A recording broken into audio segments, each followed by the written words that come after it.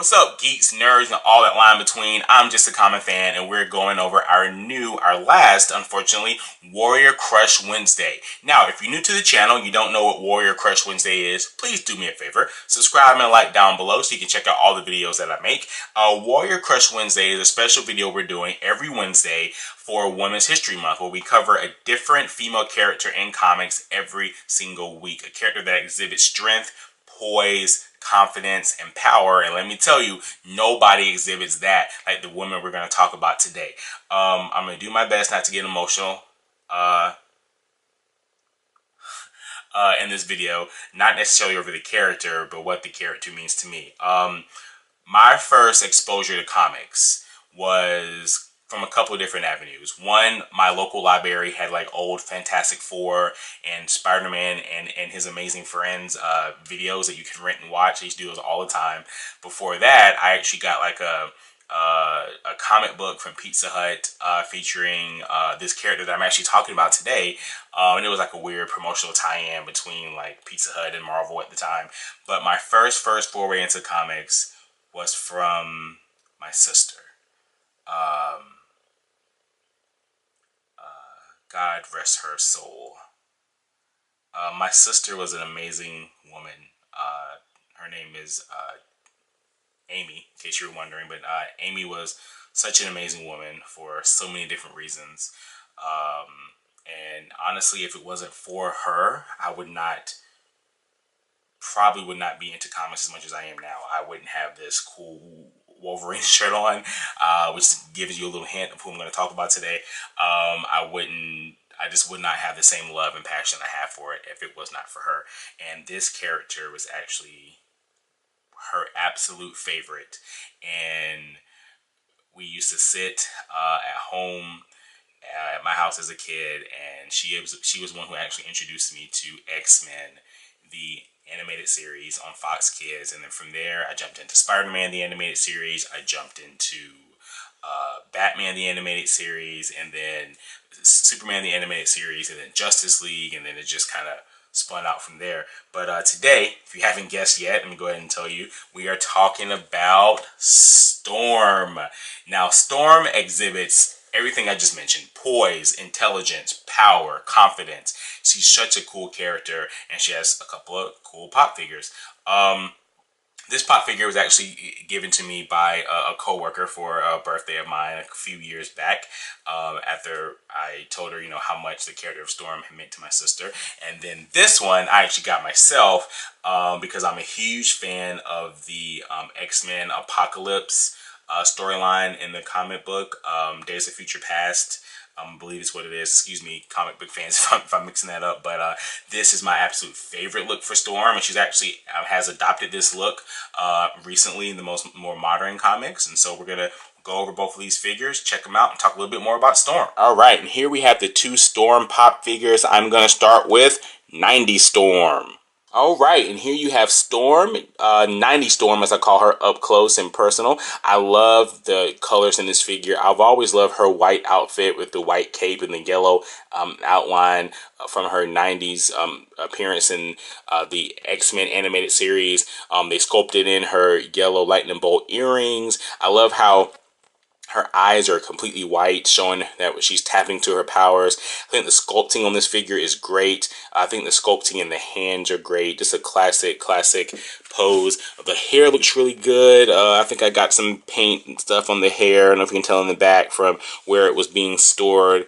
So I gotta, clean that up a little bit. The problem with this pop figure, and see if I can balance it here. So the problem with this pop figure, a problem with a lot of the earlier female pop figures, is that they normally have a smaller body and a bigger head, especially with the vinyl figures, the bobblehead figures, I mean. And so, as you can see here, thankfully you can pose her, but normally it's really hard, and there's any little nudge, and she tips right over because her head weighs so big. And you can see there's no peg holes in the feet because back then Funko did not include a stand. So she's kind of hard to display, but she still looks really, really cool. Now, Storm was actually created in 1975, and she was actually one of the few black characters created at that time.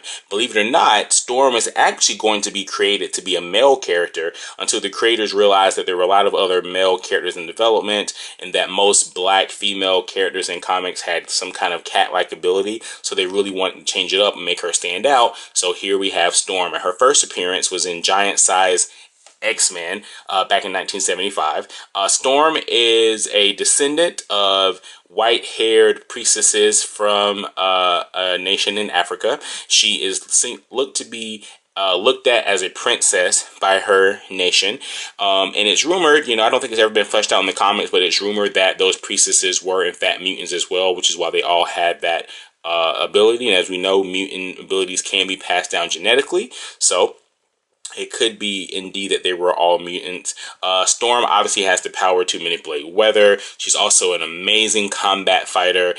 She's also is a very good thief, as she was a thief growing up in Africa when she was younger, just trying to scrape by to make it. And that's one of the things I love about her character. Storm is not a squeaky clean character. She has had negative aspects to her character. Like I said, she's been a thief, she's been a street urchin, she's been fighting for survival, she's been the leader of the X-Men, she has been the leader of the Morlocks. She's been a part of many different teams in comics, such as the Avengers and Fantastic Four and Lady Liberators. But of course, she's always seen mostly as one of the X-Men. Before we get into more information about Storm, let's check out our other pop figure. And here we have the Age of Apocalypse Storm out of the box. I think this is absolutely awesome. When this line of Funko figures came out, when they were announced, I was like, all right, I have to get that Storm. There's a couple of other ones that I like, but that Storm, I have to add it to my collection. You can see here I also call this Badass Storm. You see she's covered head to toe in leather. She got this cool armband here because, nothing helps you out in an apocalypse than an armband. So she has an armband here. She has these awesome gloves. Great detailing on this figure as well, because you can tell that not only can you see the belt buckle here, but you can see the studs going around her waist of her pants, and also studs going down her jacket there. I don't know why in comic books all the female characters, when they wear a belt, it kind of sits on one of their hips. I don't know why that is, but yeah. It's kind of, her belt is kind of sitting up on this hip and kind of leaning down here. It's not really keeping her pants up. So why are you wearing it? But anyway, we got the cool lightning bolt earrings here. Of course, it is a bobblehead. And the coolest part is the paint on this white mohawk. It's so stark in comparison to the clean paint app on her hair.